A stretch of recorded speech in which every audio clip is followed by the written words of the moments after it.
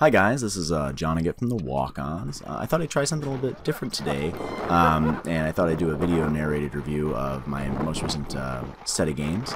So if this is something you really like, let me know. I'm trying to experiment a little bit, make it a little bit more exciting or fun when you're watching the videos. I know it can be kind of boring sometimes when you're just kind of running through or you're going back and forth to respawns and stuff. And I wanted to fill the time, make it a little bit more entertaining. You know, maybe make a fool of myself a little bit, or whatever I can do to make it a little bit better for you guys. So if you like it, let me know in the comments, or message on Facebook or something like that. Say, hey, I really like that. Anyways, and the paintball team and myself had an opportunity to go down to DMZ Paintball in Medford, Oregon this past weekend. It was really a lot of fun. It was a little bit different than I think I was expecting. I knew we were going down for a meet and greet with like Reaper and some of the GI Sports reps and some other businesses and things down there. But I don't know that I was expecting necessarily what we got, which was actually a really great day of play. A lot of fun meeting new people, of course, and playing at a new field, which everybody likes to play at some place different, and learn something new, and kind of see what you can take back to your own home field, that sort of thing. So we had the Walk-Ons went down there, of course. Newbury Nation rep Donnie McFarland went down there, and then we had PaintballTech.net and Deadly Couture Photography and GI Sports, of course, like I said earlier. And then Reaper was there, and he was doing a bunch of live feeds and stuff. And they had like one of the players from Astoria came down. I believe his name was JT. Came down, brought a whole bunch of crab legs, and somebody else made like 100 pounds of pulled pork. I can't remember who his name is. I'm sorry about that. But it turned out to be really, really awesome. A little prize raffle at the end. Well, a good sized prize raffle considering the number of people, actually. It turned out to be really, really great. Yeah, I don't know what else to say about that. So I guess we'll just we'll talk about the match here. So this part of the field, there's an upper field, and there's a speedball field, and then the lower field's like their woodsball field. And a large portion of the lower field was flooded, like really flooded. We're used to playing in like knee-deep water and things like that at the swamp, but this was like waist deep. Some places like shoulder deep. It was, not something that we were going to be playing in. So that was a little bit disappointing, of course. But the weather's the weather. Can't really control it. But by the way, it's like 10 degrees or 12 degrees all day this day, so it's pretty cold. If that adds to the ambiance of the video a little bit. Unfortunately. So anyways, we're playing on this upper field here, and when we're playing on the field, it's kind of a smaller field up here. I'm at the 50-yard line, I guess. We're playing a center flag match where there's 3 flags. There's we'll call it the north flag, which is where I am right now. Then there's center flag in the middle, and then there's we'll call it the south flag. So I ran off here on the break, got here pretty quickly. It wasn't a very long run. And then there's also, I forgot to mention, there's a respawn in the middle at the 50, set a little bit further back for each side. But then once you captured like the north side flag or the south side flag, there's an additional respawn at the same distance, but on the south side or on the north side. So that was kind of nice, but it was really, really close. You'll see when I shoot around the corner over here, I'll be able to point out a little bit. Like you can shoot to the respawn from where I am here. So it's it was a little tough because like, what do I do? Do I like run back there and just try to get right on top of that spawn and stop people from having a good time, or we're kind of like, yeah, what's that moral boundary? So. Anyways, I chose to stay here, play this 50 mark here, and the player that I've been shooting at down there, he's just out of reach. The balls are falling at his feet, but I wanted to kind of keep his attention, kind of looking at me, so maybe somebody closer might get him while he's distracted, or anything like that. Just kind of keep his concentration off, because I wasn't really going to be able to hit him. They were just falling unless I got like a really lucky. Long ball that went down there and popped him or something, but that did not happen. So here I'm talking to a teammate. He just pulled the flag in front of us. It's actually in the front of the not the plywood that my hand's on, but the plywood after. It's in the front on the outside. So he got that pulled up, and we were not necessarily sure about the game times and stuff. The safety briefing was kind of short, you know, and I know we could have asked some more questions, and I probably should ask some more questions, just knowing it's a field I don't know and things like that. So we didn't get too clear on that.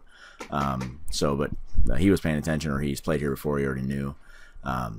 So it worked out. It turned out to be about 20-minute time limit here. So when I poke my head around the corner here, you'll see the 2 plywood, and then that third one way back. The guy just ducked behind. The respawn is directly behind that. So as you can see, it's really not far at all. So I mean, I could have bumped up another bunker, or maybe even 2, but you know, people wouldn't have been able to respawn on that point, and I'm not really going to be that guy. We're shooting here. We're shooting. I'm shooting graffiti. They had a nice selection of paint. You know, they have a full pro shop down there in Medford, but they had a really nice selection of paint. So you could pick, you know, if you want to shoot GI or you know, Valken or whatever it is. They just, you know, having that pro shop makes it nice for them, makes it easy. This part, it was kind of lame, but that was my teammate that was behind that hyper tube there. He shot me in the side, and you know, and trying to be a good player, you know, I called myself out, of course. You know, he's like, "Oh, you don't have to do that," and I was like, you know, I got to go anyways. And I got shot again walking out the doorway by the other guy, so it wouldn't really mattered. So I get quickly back into the game here, which was pretty easy. The respawn's really close. Didn't even have to break a sweat. It was just kind of sauntering on over there. We've still got the 2 flags, so that's you know, going in our favor.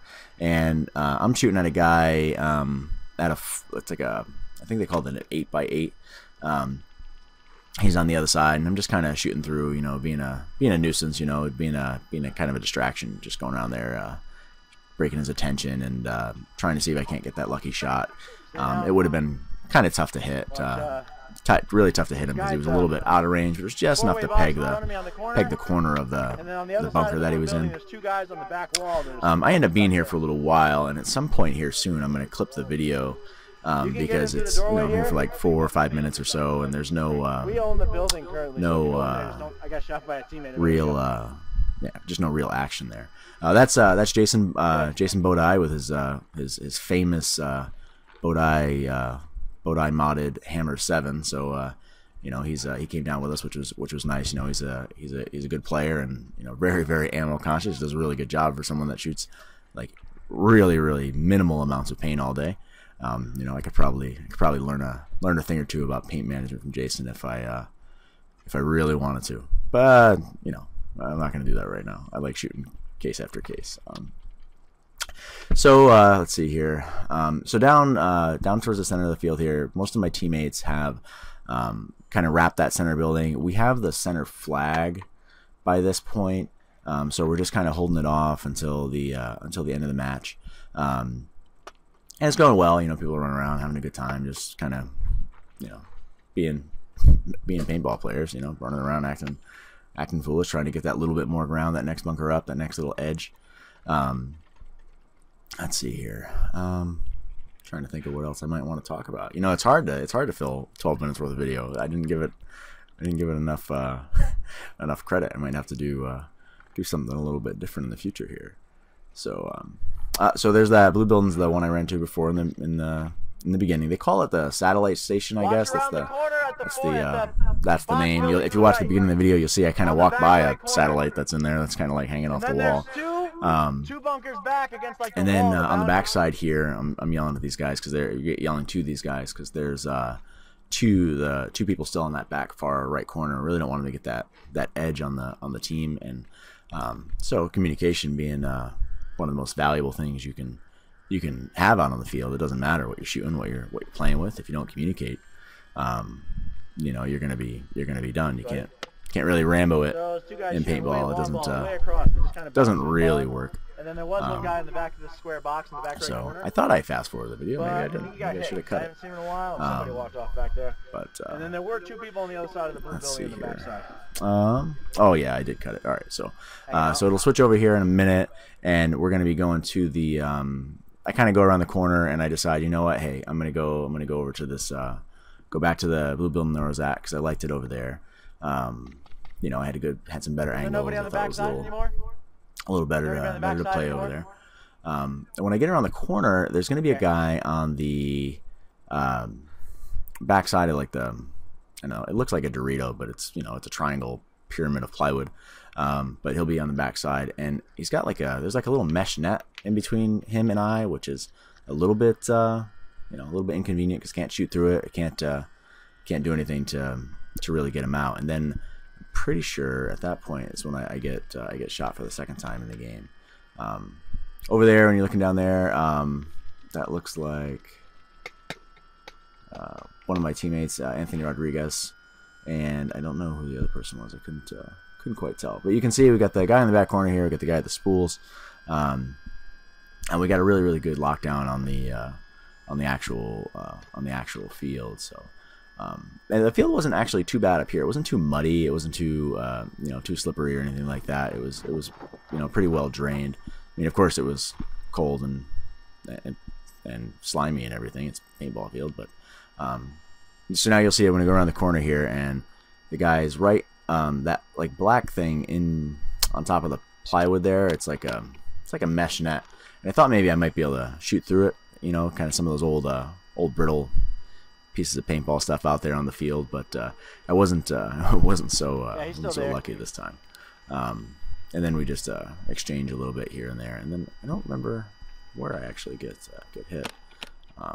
The loud buzzing you hear is my fan. I have like an Easy Creations fan kit, but I have an oversized battery on it, so it kind of hums a little bit. And then I had a short, so it kind of like sputtered on and off. I fixed it when I got home, but it was a little bit of a nuisance there. So here, the guy's on that corner there, and then on the other corner, you'll see me shooting at the other guy over there on the other bunker to the left. So just kind of go back and forth here a little bit. Is that blue, red in the building? And keep shooting them, and I don't actually hit any of them. I end up getting hit, unfortunately, and then you know, then it's pretty much the end of the game. So yeah. Oh look, let's see that I made it. I made 12 whole minutes of me talking shenanigans. So anyway, so you'll see right here at the end, you'll see how close the respawn is. I'm gonna walk right up on it so you guys can see how close it was. But if you do like the narrated videos, you know, hey, drop me a comment, let me know that you like it, and I will totally keep doing it. I should have another video up in a little while. Talk to you later.